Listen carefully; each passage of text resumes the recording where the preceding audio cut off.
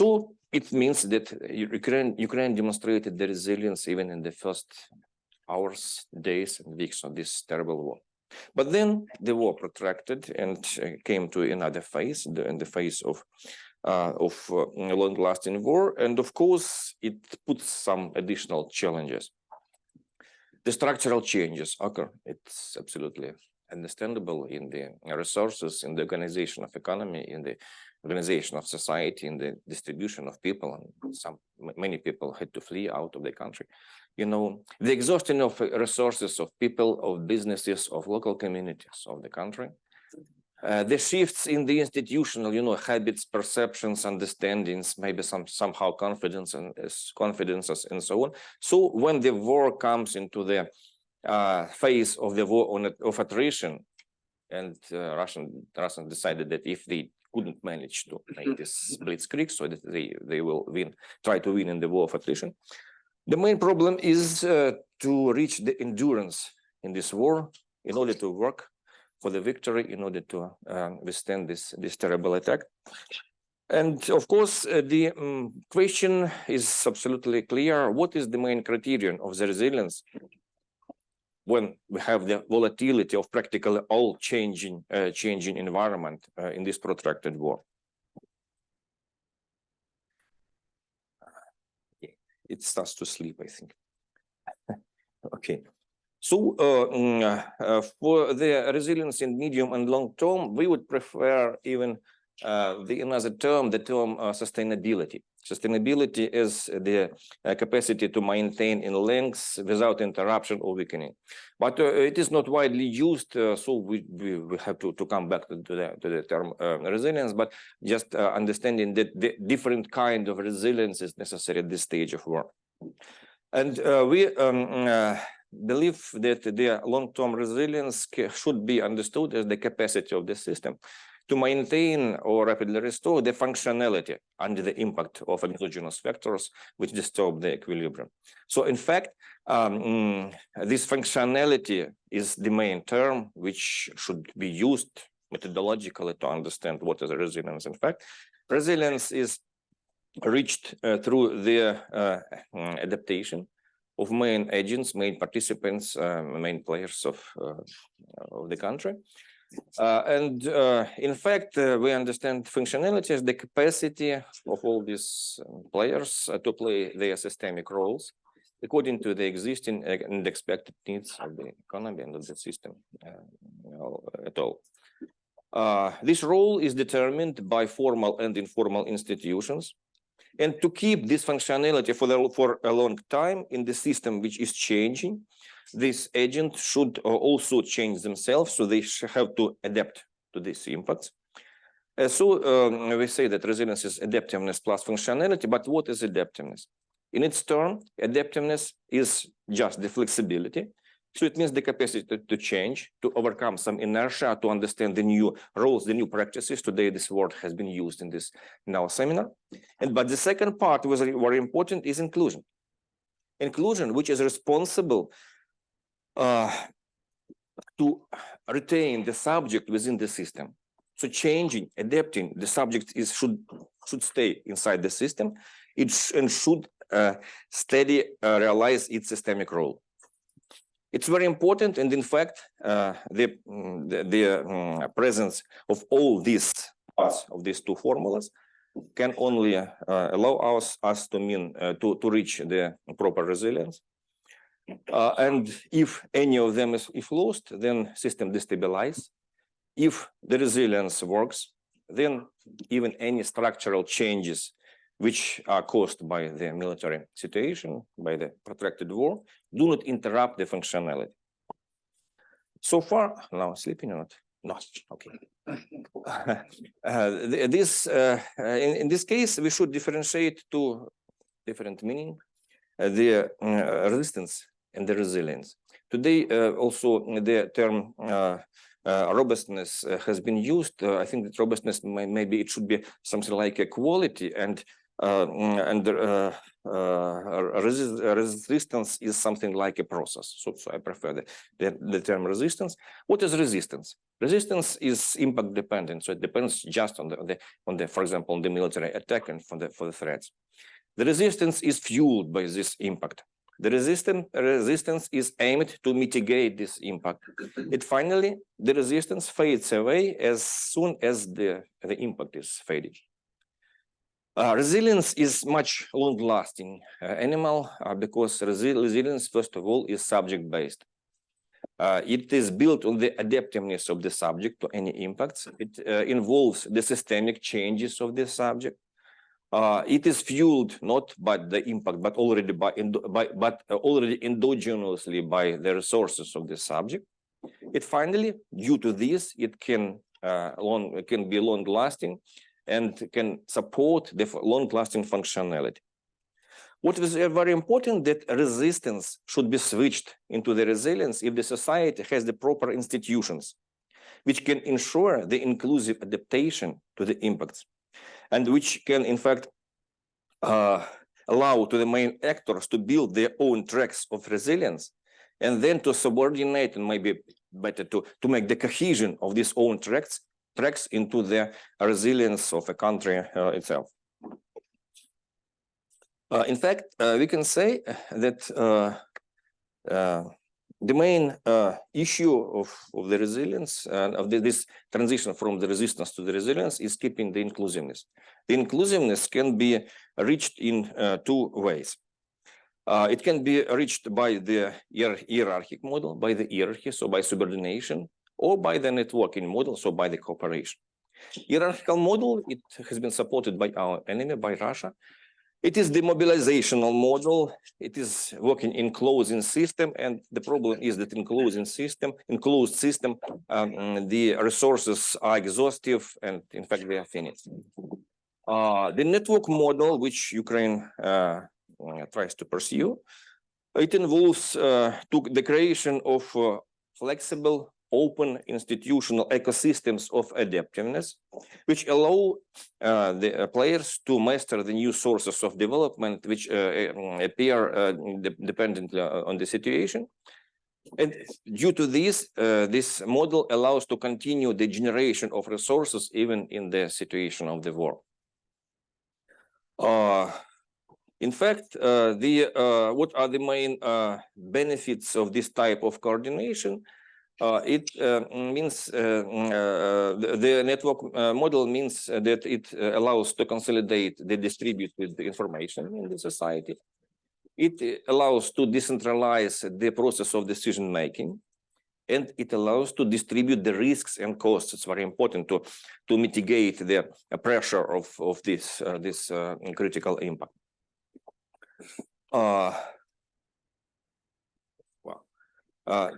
Just to make some visual understanding of the process, we can look at the comparison of two main models of resilience: the hierarchic and networked models. So we can see that hierarchic seems very steady and very good in normal conditions, but in case when the situation changes, there can be some situations when the hierarchic model starts to be vulnerable on the state of one element of this model.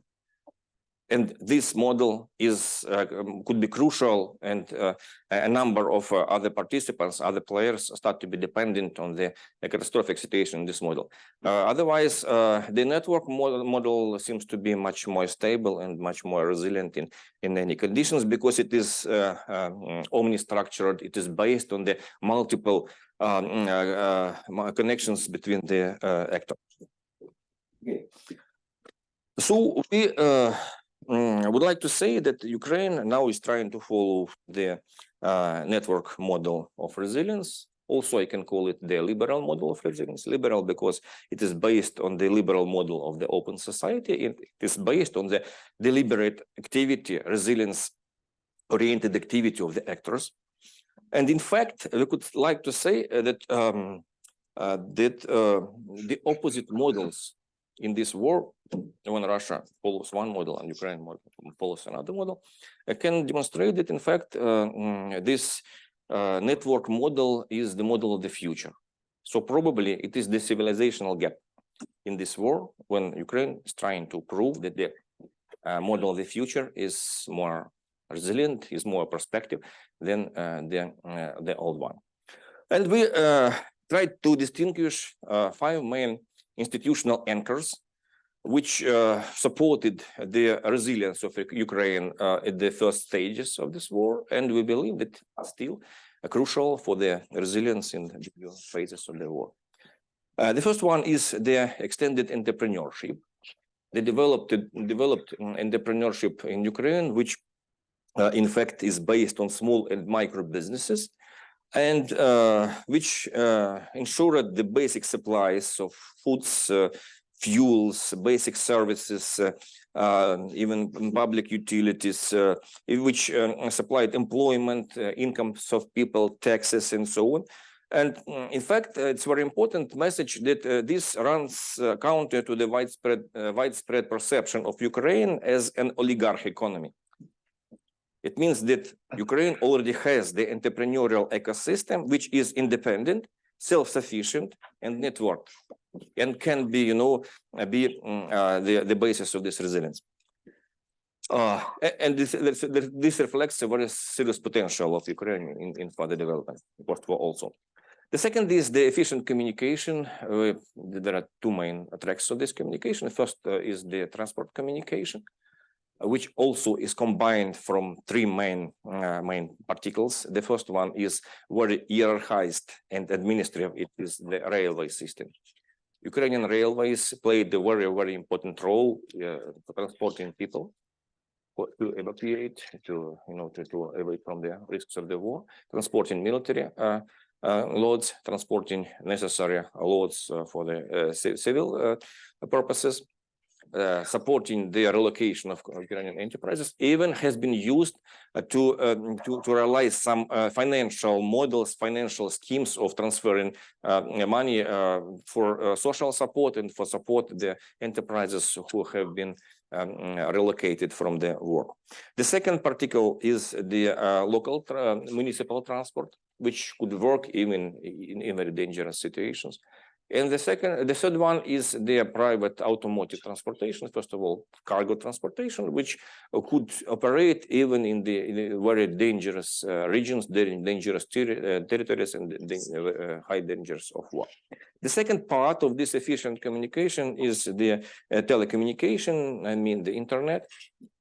Broadband internet and mobile internet.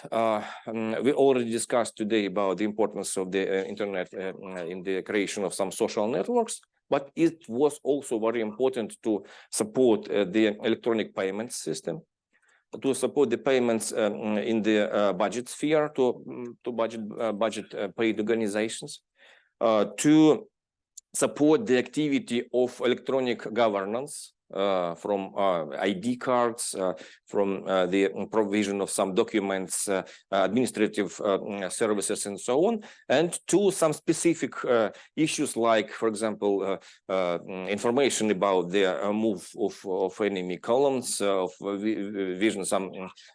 finding some missiles or drones, and so on. So it's a very big amount of different directions of usage of this. But it's very important that before the war, Ukraine has got a very serious progress in spreading the broadband internet, including the optical and also the mobile internet.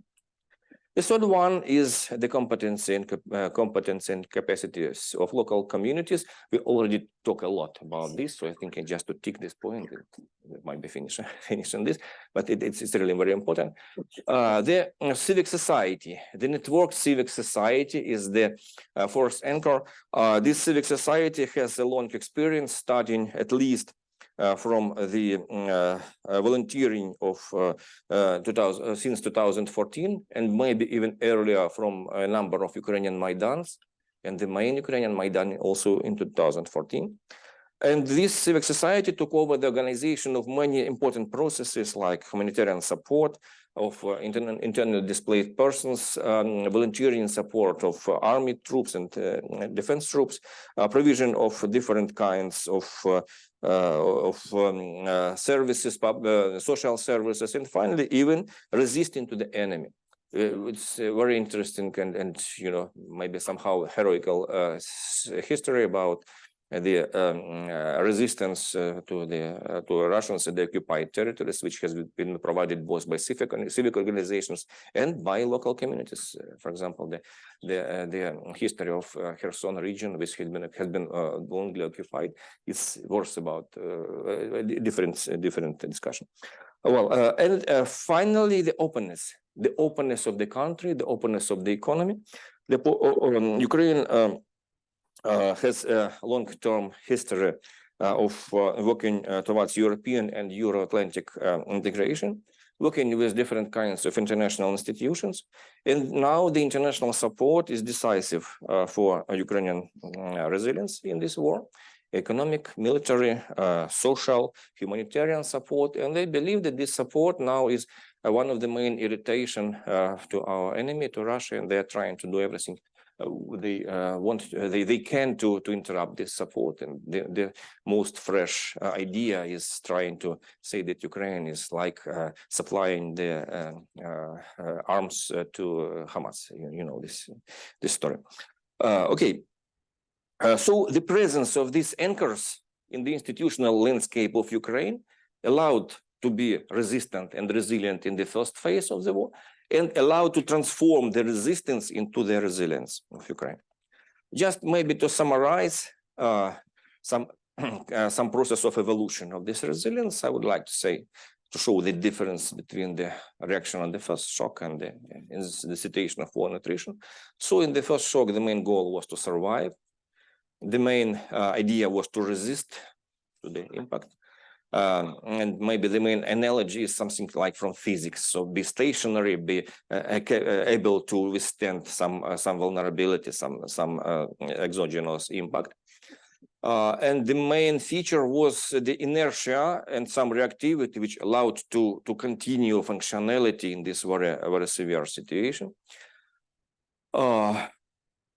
The main sources are the reserves of people, of communities, of businesses, and it was based on the inertia of institutional system, which tried to keep the functionality in the changing situation. And in fact, the policy in this case was directed on the objects of impacts.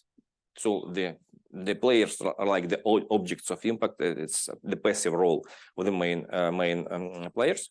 The goal was to protect them and to try to overcome some consequences of this impact. And the type of policy is just the operative, problem-oriented, so something like occasional policy. When the war of attrition is our modern phase, the main goal is to come to building the way to the victory based on the long-term resilience. So I'd say that I prefer the term sustainability in this case, and maybe it's rather biological, so like a functionality of some body, some organism, and with a very different processes inside. So the main problem is the endogenous functionality, and of course the driving factors is the overcoming the endogenous risks to this functionality. Basic features now are the adaptiveness, and somehow this adaptiveness needs a number of creative decisions, and we see these creative solutions. The action is to recover the functionality, understanding the structures are changing. And these changes on the structure, they are aimed to organize the activity which brings the results, and these results are start to be the sources of the resilience, starts to be the sources of the activity.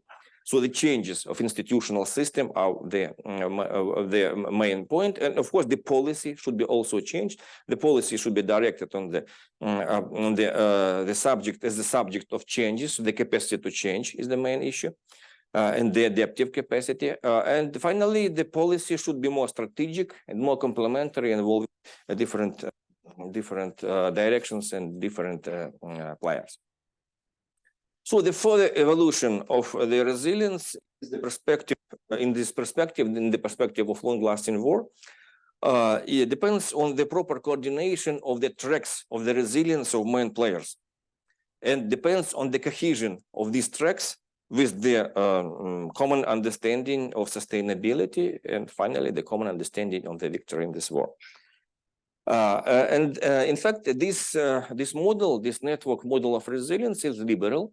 I already told you about this, and but under the situation of the high level of exogenous risks, this framework of resilience brings a new quality to this liberalism. And in fact, in this situation, liberty plus responsibility creates the new capacities of the main players. In fact, Ukraine now trying to show the efficiency of the new innovative formula of new liberalism, which comes through the modern challenges to the resilience. And I believe that this model of liberty is just a capable counterweight to the tendencies of the authoritarianism, which now also are spread even, in the political framework of countries of modern Europe. So now it's something like a competition of two different models of extending their resilience. One is the liberal, liberty plus responsibility. Another is trying to falling down to authoritarianism. Okay. It's very important to understand that in this evolution of resilience and building this switch from the resistance to resilience, strategies and policies play an important role, because due to strategies and policies, these individual tracks, they can be directed to reach some specific and unique goals. And based on this, the players, they can acquire the synergy effect. And due to this synergy effect, the network model of resilience can win in the institutional competition. So we believe that that strategizing of withstanding the aggression, the strategizing of building the new resilience, and finally the strategizing of the post-war recovery is an important Ukrainian homework for this period. Ukrainian now has announced that it is finalizing the national recovery strategy. Ukraine now announced that it is starting to prepare the national strategy of reforms. And we expect now that the roadmap of EU integration, which will be established after the discussion, which is announced to the end of this year by European authorities. And finally, we believe that something like a kind of Marshall Plan 2.0 should be prepared in order to rethink the way of Ukraine's adoption to the European Union, in way to rebuild the main basics of Ukrainian European integration. But coming from this short-term to long-term resilience, we meet a number of risks which we should understand and which should be the points of the reaction of at least of the government, and I believe also of all the participants involved in the process of resilience, network resilience. The first one is trying to substitute the adaptivity by business as usual. It means that when the war is coming somewhere away from Kyiv, for example, from other cities, it is the trying to show that in this case we should come back to business which, in wide understanding, business which have been provided before the war. It touches upon the public management, I mean the government institutions, the bureaucracy, sometimes even corruption, the policy concerning entrepreneurship, coming back to the policy concerning the control over businesses and so on. Trying to manage the public like it was before the war. It touches upon business, which are now changing the expectations and sometimes maybe trying to move back to tax evasion schemes and so on and so on. It touches upon people, which maybe somehow can believe that have now to demobilize themselves and to come back, to the behavior which was before the war.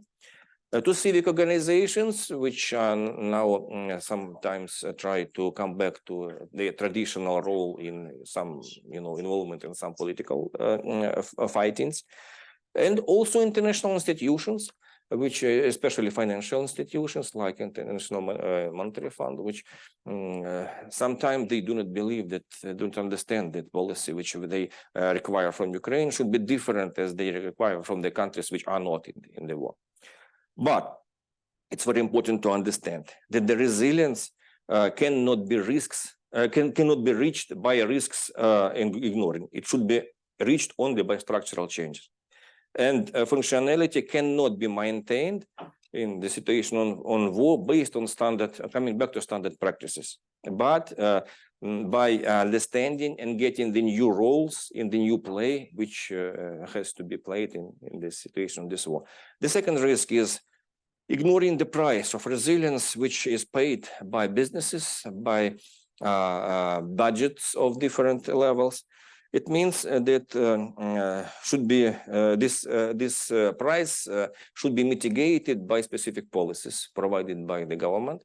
And I mean that businesses have to pay more to be resilient in the view of expecting some blackouts, in rebuilding their destroyed assets and so on. Budgets have to pay additional social payments, so they cannot come back to the level of social support of the pre-war period and so on. So the price of resilience should be mitigated and should be understood.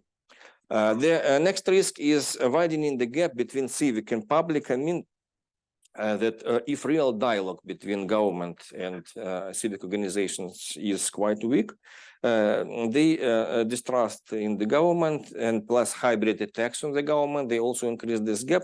And finally, some illusion that volunteers do all, that it is not, that the strong governance is not necessary in the situation of war, is a real risk, because in the situation of war, civic organizations and government should work together, of course. The hypermobilization is the risk when economy, well, even in the if we pursue the model of the network resilience, the economy should remain resource generating all the time. So even mobilizing the resources, human resources, economic resources, we should not step the threshold when the economic is not more capable to be self-generated and be productive. Of course, usually this balance, proper balance, is possible only when the country has the external support. And we really appreciate that Ukraine has this external support. It finally, the dispersion of international aid means that to some extent a country can be too aid dependent. Of course, we're fully dependent from the military support, it's military aid, but we believe that with coming to the period of long-lasting war, we should change the mode of usage the international aid, non-military aid. First of all, directing it to realize the structural changes in the economy and moving forward into the Euro integration. What can we see in the sphere of the governance? In the sphere of the governance, we believe that it's very important to build the adaptive policies by the main government institutions, including the National Bank and government and ministries, which are adopted to the new conditions. The governance should realize and organize the recovery and investment processes during this war, involving the schemes of insurance of investors, the schemes of involvement of local communities, and so on. Today, Valentina Romanov presented a very interesting case about the kind of recovery of kindergarten in Zhytomyr region. The governance for resilience should involve better human capital involvement, including those people who now have to leave their homes and are internally displaced persons, but unfortunately a lot of them are not involved now in the productive processes. Of course, I just mentioned about the usage of foreign aid, which should be based on the strategies developed together with our main donors and strategies which should maximize the efficiency of the usage of this aid. The resilience of local communities is very important and should be strengthened. I mean, the resilience in financial sphere, the resilience to the different risks of infrastructural, in infrastructure, in energy provision, and finally, even the resilience in non-economic spheres. So we just spoke about this, including the resilience to disinformation and so on. And finally, wide involvement of civic society. It's really important because in fact, in the network model, civic society should not only play the role, something like a monitoring or control or something different from the differentiation itself from the realization of government policy. But also civic society should be involved in the generation of solutions, into the generation of the understanding of proper models which can lead to the resilience. And finally, it should be involved maybe in the consolidation of the society, provision the dialogue, and provision something like crowd funding, crowdsourcing, and so on, of the policies of resilience. Well, and to finalize what I tried to say today about the Ukraine's resilience, just a few lessons which maybe should be useful for our neighbors. Why these lessons can be useful? New times put new challenges. Russia is not the only plague which exists in this world, and COVID-19 also already showed us that the threats may be different, and the resilience model, the network resilience model, is very important because it does not only prepare the country to some specific threat, but it changes the country in order to be ready endogenously to different kinds of threats. It's new kind of resilience. It's new kind of understanding of possible threats and direction in these threats. So what lessons can be derived from Ukrainian experience? Now, first of all, I think that Ukraine show the understanding that the liberal model of resilience, the network model of resilience, is optimal for open societies. But it means that the perfect decentralized decision-making system is necessary. The second lesson is that perfect communications should be supported, including digital communications. And the outcome is that it's very important to cover the digital gap between the territories, between the generations as well. Next lesson is that I needed new business models, new public management practices, which have in mind the possible risks, different possible risks to the functionality which can arise. And the adaptiveness should be included in the definition of resilience. We already mentioned today that, in fact, the research definitions of resilience involve the understanding of functionality, adaptiveness, and so on, maybe for a long period of time. But unfortunately, in the managerial understanding, in the international documents, in particular in the recent European Recovery and Resilience Facility, which works since 2020, the understanding of resilience is traditional. It's reaction on the exogenous impact, but not the functionality. Also, strategies and policies are not less important than projects, because strategies and policies, they create synergy and they increase the resources. And sometimes projects without policies create dispersion of resources. And finally, about the civic society should be learned to be creative. So maybe I repeat my opinion, but they not only should be involved in control, but also in co-creation of the policies. Well, and I would like to finalize my very nice, for me, beloved phrase, which shows the scope of resilience and scope of adaptiveness. Do not curse God that you cannot more stand the trial he descended to you. But thank God he did not descend you the trial you really can stand. Thank you for your attention. Maybe if you have some questions. Just within time. Yes, perfect timing. Thank you very much. I think for the Q&A, we could also, oh, that's great, but we could, if you wish, we could sit down, whatever you feel more comfortable. So other questions from the audience? Yes, please, Gintal. Yeah, I have, okay, thank you for very good presentation. I support all your presentations and the ideas, but I have questions, And I agree about this, that you reject this hierarchic model. Okay, I agree that you accept this horizontal model. And then you as well divided this horizontal model into open horizontal. And what you didn't discuss this closed, static model. Okay, you choose this open horizontal model and related it with this liberal economy. But I remember in Lithuania, when we choose the same way, like you proposed, maybe I don't know, 15 years ago, that it was discussion the same. It was so we decided, our government sector and politicians, they decided to choose this liberal open horizontal model, but reject and stop and to reserve NGOs development open model. I mean that because NGOs doesn't mean economic model.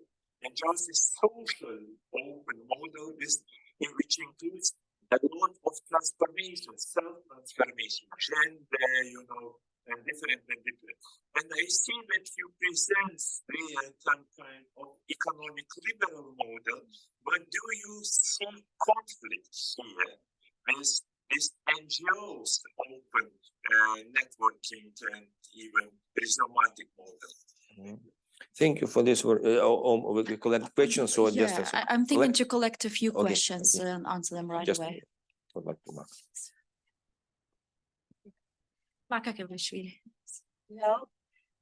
Thank you for your insightful presentation. I have a very good question about the private sector in developing societal resilience in the country. Where do you see the role of private sector when it comes to building societal resilience, and how can be achieved very well collaboration with the private sector, between the private sector and the government, and how can be achieved it not to be perceived as influenced by the government on the private sector? And vice versa. Yeah, and vice versa. Yeah. Thank you for your excellent presentation. My question is a little bit on the same lines as the first one, and also has a comparative element. You sketched this network model, this open model, this liberal model, and it contains very attractive features: liberty, decentralization, participation, all these sorts of things, which are usually features that are considered attractive. But I would think that there must be weaknesses to that model as well. I think of the two countries that I know best.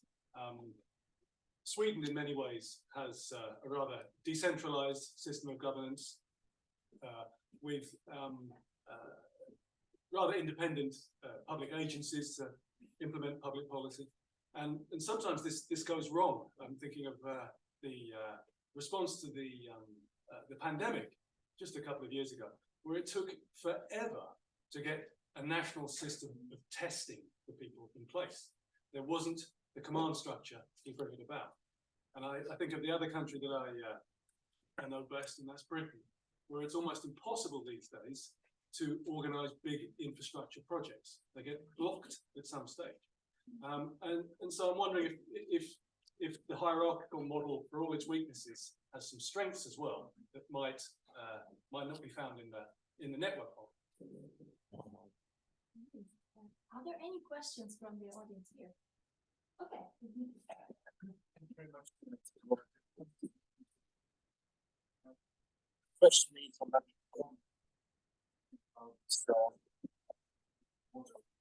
which is very attractive and I think is appealing to many Ukrainians. Friends abroad. but the issue might be just how this after the digital or even already now, main society becoming more conservative. So values is going to be trying to believe, and it's nothing wrong with the conservative values, religion, nation building, sacrifice some freedoms, but which in your opinion the majority of So there's one more question. Oh, I will read the question from the chat. Are you, maybe we do, I see more questions. We do, you should answer them now and we will take one more round of questions, okay? Because I try otherwise to it's gonna be too as short as I can, but it's difficult.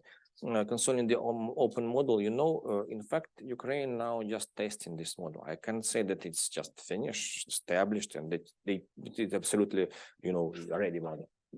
But Ukraine didn't have another way.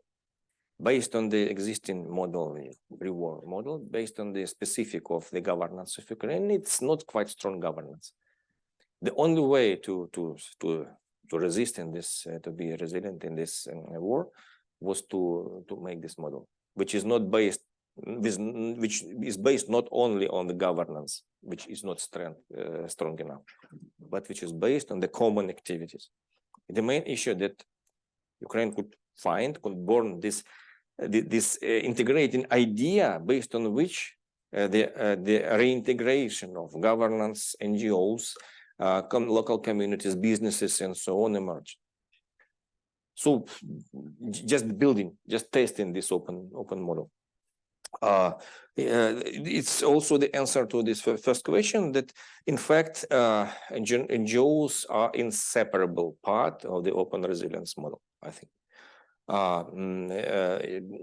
I'm an economist, so maybe my presentation was more biased to the economic issues, but in fact, I think that it can be applicable also to different parts of the social life, societal life. But I believe that NGOs are the part of this general system of decentralized solutions, suggested at different levels, at the level of local communities, the level of different sectors, and so on. And of course, it suggests the open economy, market economy, but it should be supplemented by the activity of NGOs. Of course, this model has its weaknesses, and I tried to present some of them, speaking about the risks. And of course, we also will meet these weaknesses later, and also after the war will finish, I hope, with the victory of Ukraine. It does not mean that this model reject some kind of national projects, some kind of large projects, and so on. But the difference is that in the hierarchic model, the national projects has been built on decentralized solutions from above. So on maybe some authoritarian decisions, and based on this, they are more corruption capable for convenient for corruption, and also they maybe are not always optimal. Based on the network model, invite understanding not only about the resilience but also about decision making at all. We can suggest that the system of decision making can support more efficient solutions, even about the national level projects. In the national level projects, they should be organized like the, like the projects which are the projects of mutual benefit.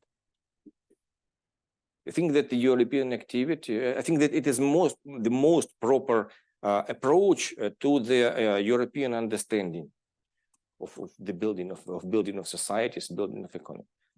So speaking about Ukraine's future, I hope, European integration, we can say that building this resilience, the network resilience model may be the testing of the really European model of decision-making and economic and social and so on building of this society. So just an idea.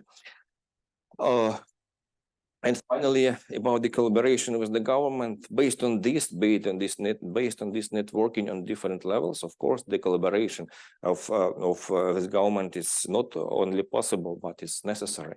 For example, we suggest such kinds of so-called economic democracy, like for example, the participants budgeting, like the involvement of civic organizations and organizations of businesses, of producers, of sectorial organizations, and so on, in the advisory and into the decision making at the government level.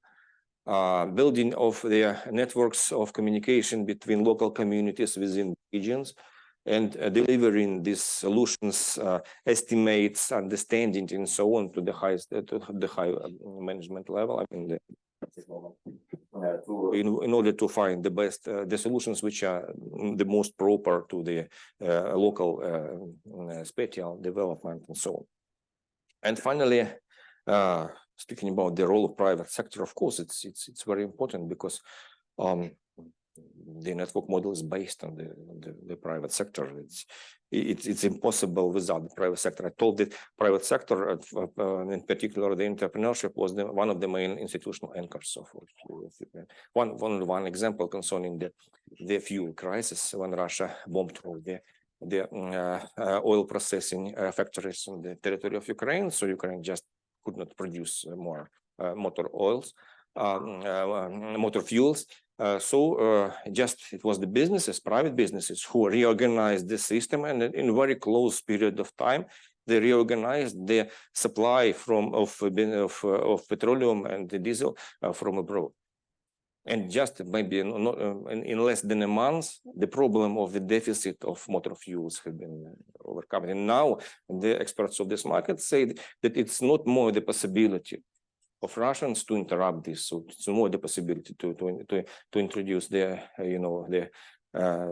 fuel crisis. The same is about the energy crisis. After the attacks on the energy infrastructure of Ukraine in the previous year, this autumn and the autumn and winter of 2022, just businesses were who introduced a very distributed network of different generators at the local level, at the medium level, and so on. The supply of fuels, the supply of power banks, generators, power saving appliances, and so on. And yes, now the Russian will continue and repeat this attack on the energy infrastructure of Ukraine this year. And our energy sector says that maybe the results of these attacks will be much more severe than they've been a year before. But I think that the reaction of the economy and the people will be better, will be much, will be mitigated due to these efforts of the private business. Just few examples. I can continue. Well, thanks. I have a few, maybe 5 cents to the two questions from Maka and from Nick. The feedback loops are really crucial. So when you have this multi-level governance system, it's important that you have certain institutions and channels, how they can coordinate. And there are examples of more informal structures, even in Germany, although not always it's going to work. But if you have these feedback loops between these levels, then it can mitigate this whole autonomy on each level. And in fact, we were also thinking a lot about how to make sure that the business is not co-opted or that there's not state capture happening. Maybe the key is in setting institutional platforms that are understandable and transparent, and that the whole interaction is kind of transparent, even why this business is there, what are they doing, and like these examples that Yaroslav gave, that is, we know what the business was doing, so that is not really behind the just the involvement of NGOs which can support this transparency at the level of businesses also. Yeah, very good point. And business associations, maybe not necessarily. Yeah.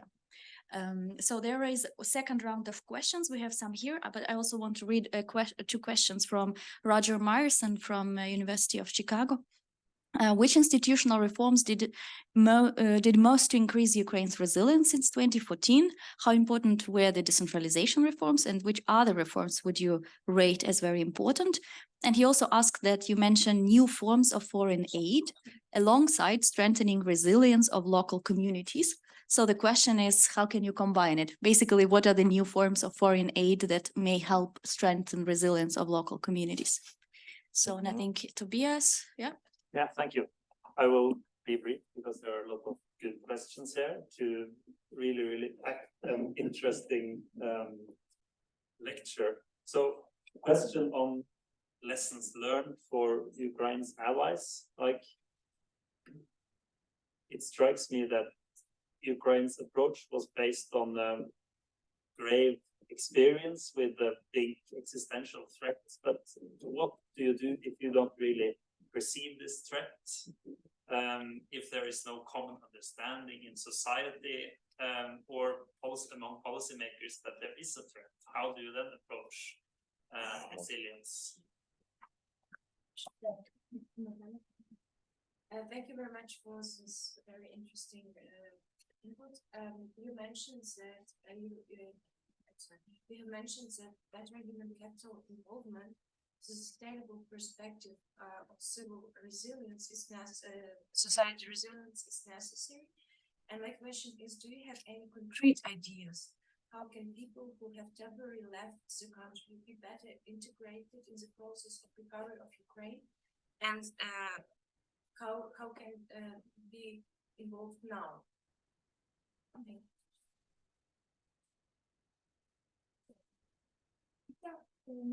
Oh, please.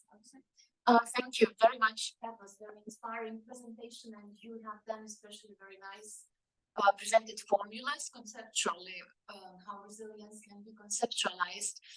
I liked very much those, and I see there are very strong institutional sort of dimension. But what about individual? Perhaps my question resonates with what Tobias asked. So when we look at institutions, and there you talk about engagement and inclusion. So who does that engagement and inclusion, and who keeps up societal institutions functioning? I believe that we need people to be included there. So where does the motivation comes from, and thanks in that line. So final question from Andreas Hundland, and then we'll do the answers. And the lecture reminded me of saying in political science, not only make states wars, but also wars made states. And so the wars that create incentives to rationalize. But the sort of practical question is, what do you think in terms of structural reforms still necessary in Ukraine? We had a lot of things happening, but what is still lacking? What is still perhaps not sufficiently designed to increase resilience? yeah, we Okay, have 10 minutes to answer. Okay, thank you for this question. So for your interest, it's really valuable for me and for us, all of us as researchers. So this very complicated issue of Ukrainian resilience. Starting from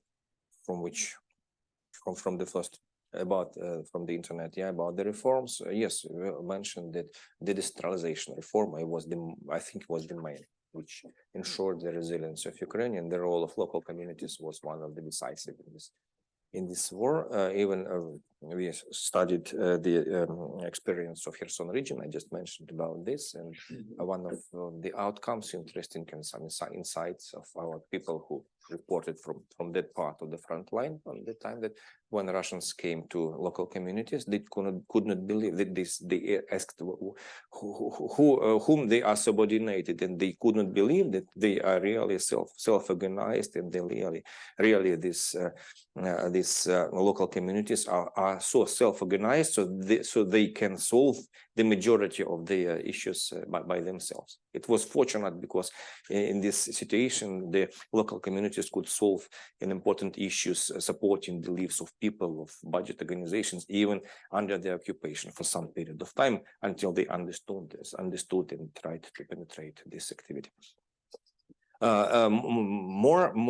Moreover, I think that the decentralization, the regulation reform, which improved the conditions for business activity, which introduced very big social strata of private entrepreneurs, which provide very big amount of different services from social to healthcare and so on to food supply and energy supply and so on. I mean fuel supply and so on. So this is the regulation reform. Well, and I think the third one is the reform of digitalization, the implementation of a number of different kinds of digitalized provision of administrative services, of communication between the institutions, governing institutions, the implementation of electronic payments, electronic reports, and so on. So everything which is associated with the digitalization. So decentralization, deregulation, and digitalization. About foreign aid, yes, it's a very complex question because at the first stage, the non-military economic aid was directed for solving some urgent humanitarian issues and something like this. We believe that for this period, when the economy is adapting to the conditions of war, this non-military part of foreign aid should be directed more on realization of structural changes, institutional changes, capacity building of capacity of project activity of communities, rebuilding, modernizing the infrastructure, transport infrastructure, energy infrastructure, and so on, and finally rebuilding the communications between Ukraine and countries of the European Union as the basis of the future European integration. I mean, also the transportation, the transition points on the border, the system of control, and so on and so on. Even if we speak about the post-war recovery and rebuilding the assets, social infrastructure, and even business infrastructure, it's much better when it will be regulated, or maybe not regulated, but coordinated by some strategies which have been prepared together with our donors and which have been controlled together with our donors. About human capital involvement and IDPs. I can address you to the website of our institute. We really tried to do a lot studying this issue. Just very schematically, it's the increasing the capacity of local communities to involve these persons into the local business, local economic processes like social works, like supporting opening businesses. Like cooperation with the relocated companies. Now it's a real problem when the company is relocated to some territory, but then it starts to look for the personnel. It's very difficult, and otherwise sometimes the companies, they are looking where to relocate, but they have to understand which territory, which community can suggest the appropriate personnel for this company. Based on this better understanding who are living in this territory, like which IDPs are living in this territory. Yes, it's a number of different problems, including the problems of people who can be recalled to the army. They do not wish, to reflect themselves in this territory. But in fact, there are the problems which should be solved. The problems of involvement of these people, also retraining of these people, also getting more information of what qualifications, which qualifications are presented by these IDPs, and so on. And finally, I just put to the end because it's a very complicated question about the motivation, the individual's existential threat. In fact, yes. In fact, as Andres said, that sometimes war are creating states, and sometimes threats are creating nations. I think it may be a Ukrainian nation is now being created by this war. It is the most unexpected outcome of this war by Russians. About the lessons, I think that in fact. The demonstrative example of Ukraine, that something impossible can happen, and if impossible can happen, you should be ready to impossible. And this is, some kind of motivation. The individuals in Ukraine, In fact, the majority of individuals in Ukraine, which have been involved in the first period of time and now in some resilience processes, they are not communicated in NGOs. They are just persons who believe that they have the motivation to do something, to pay some donations, to collect some, some food, some clothes, and so on for the front line, maybe to make some things like drones, like this nets, special nets for the army, and so on. So they are not associated in NGOs. They have their own motivation. In fact, the active people who create NGOs and who move the NGOs, about few percent in Ukraine, in any country, it's universal, the universal law. Yes, for the period of war, this motivation drastically increased. And very important homework, very important task for Ukrainians is to save this level of motivation, the civic motivation, even after the war. So to find the ways how to convert this motivation into constructive activity for a long period of time. Maybe to somebody support to create the NGOs, to somebody support to join some NGOs through sharing the information, which are the opportunities. For somebody coming back to the normal activity, but providing the opportunity to participate in some decision making, in some kinds of economic democracy, in some kinds, of crowd thinking of some social processes.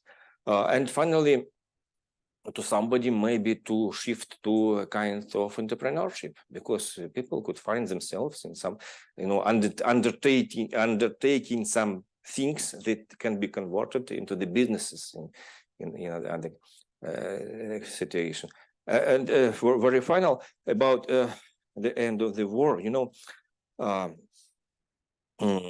yes, we believe that the war will finish as we believe, as we want, as we look by victory, that Ukraine will be a country of peace, Ukraine will be an integral country, and Ukraine will be a democratic country. And of course, we understand that the challenges to build the country we see now after the war are very strong. So it's a real challenge. And building now the strategy of after-war recovery means not only the rebuilding of the assets and the infrastructure, but also the rebuilding of the society and coming the society back to the peace. And of course, it's the final remark. Maybe it is discussional, but the worse will be the outcome of the war for Ukraine. The more are these challenges and the more are these risks. You understand this? Thank you. On my side, I really would like to thank you for this amazing lecture. I think we learned a lot, and there will be a lot of ground for more discussion. As a very small thank you, Yaroslav, for your effort. You made all this very long way from Ukraine to Sweden, and we would like to give you as a gift a book which is about some Swedish people who made a very long way to Ukraine and founded there a Gammal Svensk by, which is an old Swedish village. And this book is written by Piotr Wawrzyniuk and Julia Malicka. And Julia is actually researcher here at the Center for the Baltic Sea region, Center for the Baltic Studies and Center for Baltic and East European Studies. So this is will be your connection also to this place here and to this university. So thank you so much. Thank you very much. Thank you very much. Thank you. And I've never been before in Stockholm. So this was my first experience. It's really amusing. And also getting on the top of this Flemingsberg is also a very interesting experience. But I have never been in Gammal Svensk by in Ukraine. So it's also the the chance to visit this place of Ukraine. Thank you. Thank you very much.